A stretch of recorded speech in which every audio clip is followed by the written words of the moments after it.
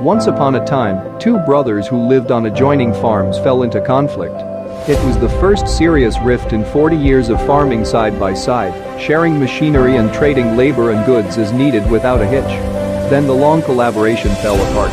It began with a small misunderstanding, and it grew into a major difference, and finally, it exploded into an exchange of bitter words followed by weeks of silence. One morning there was a knock on John's door. He opened it to find a man with a carpenter's toolbox. "I am looking for a few days' work," he said. "Perhaps you would have a few small jobs here and there I could help with? Could I help you?" "Yes," said the older brother. "I do have a job for you. Look across the creek at that farm. That's my neighbor. In fact, it's my younger brother. Last week there was a meadow between us. He recently took his bulldozer to the river levee, and now there is a creek between us. Well, he may have done this to spite me, but I'll do him one better. See that pile of lumber by the barn? I want you to build me a fence, an 8-foot fence, so I won't need to see his place or his face anymore."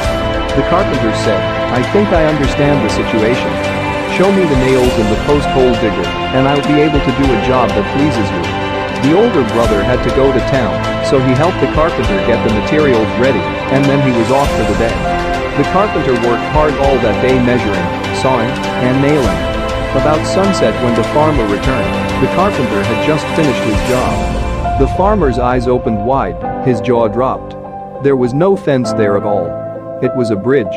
A bridge that stretched from one side of the creek to the other. A fine piece of work, handrails and all. And the neighbor, his younger brother, was coming toward them, his hand outstretched.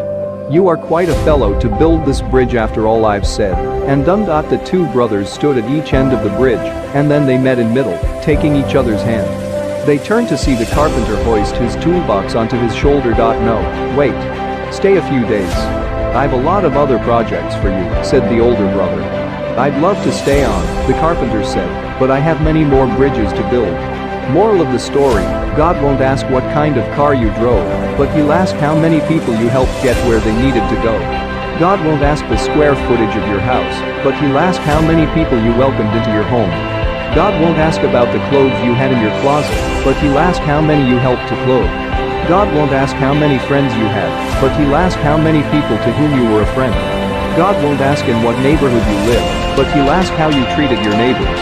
God won't ask about the color of your skin, but He'll ask about the content of your character.